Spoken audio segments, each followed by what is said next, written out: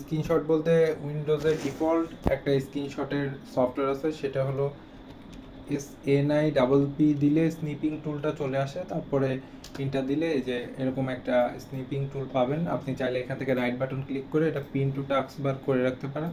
তাহলে এটা সাপোজ যদি কেটে দেন তাহলে এটা এখানে থেকে যাবে, তারপরে আবার ক্লিক করতে পারবেন। যদিও কোনো কারণে আমার এটা হ্যাং করেছে, তো এরপরে আবার ক্লিক করলে পেয়ে যাবেন। তো যাই হোক, এইটা হলো উইন্ডোজের ডিফল্ট যেটা।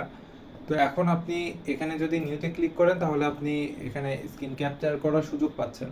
তো এখন যদি আপনি এখান থেকে টান দেন তাহলে এটা আপনি করতে পারছেন। কিন্তু যখন আপনি কোনো কিছুতে সাপোজ মনে করেন রাইট বাটন ক্লিক করলাম, আমি এইটার ছবি ক্যাপচার করব, তাহলে কিন্তু আমার হচ্ছে না, কারণ এখানে চাপ দিলে এই উইন্ডোটা চলে যাচ্ছে। তাহলে এই যে উইন্ডোটা চলে যাচ্ছে, এটার জন্য আমাকে কোনো শর্টকাট কি ইউজ করতে হবে, যেটা মানে প্রেস করার সাথে সাথে এরকম আসবে, এবং আমি যখন এটা প্রেস করতেছি আমার কিন্তু ওটা চলে যাচ্ছে।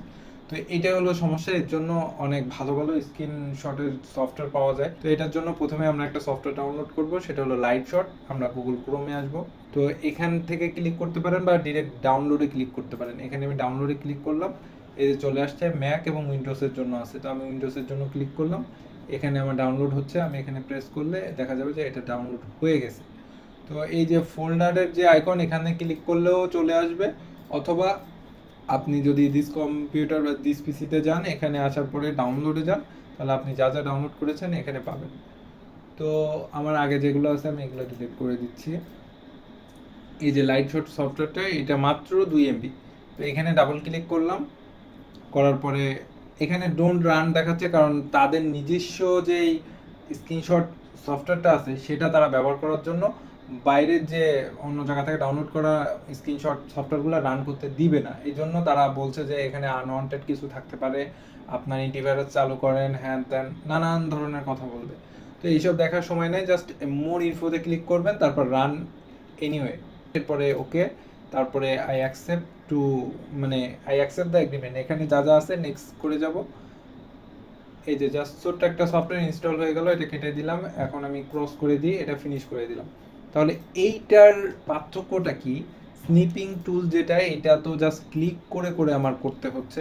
এছাড়াও উইন্ডোজ 11 যেটা আসছে আর কি, সেটাতেও কিছু নতুন স্ক্রিন রেকর্ড করার, স্ক্রিনশট দেওয়ার জন্য নতুন আপডেট কিছু টুলস দেওয়া হয়েছে, কিন্তু আমরা ওইটা চাচ্ছি না। আমরা চাচ্ছি যেটা আমাদের কাজ করবে, মানে প্রফেশনাল টাইপের আর কি।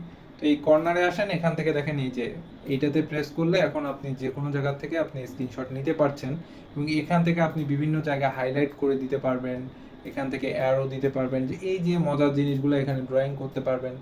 এরপরে আপনি সেভ করতে পারবেন, এখান থেকে ড্রাইভে রাখতে পারবেন, অনলাইনে রাখতে পারবেন, এখানে টেক্সটও দিতে পারবেন, মানে যা খুশি করতে পারবেন। এবং সেভ করার সময় এখান থেকে আপনি পিএনজি বা অন্য যে কোনো এক্সটেনশন ইউজ করতে পারবেন।